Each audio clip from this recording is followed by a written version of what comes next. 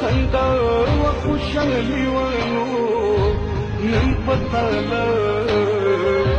والا میدان چڑا کوما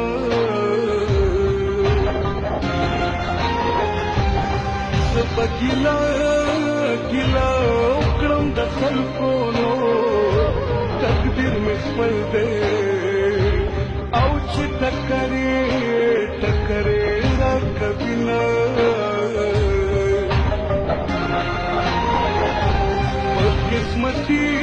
قسمتي نوی نور سوینو چې خوشاله او په جړه بدل شینا کرله ګل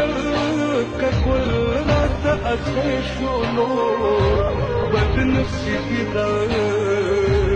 او خلق چاته کچاته چړم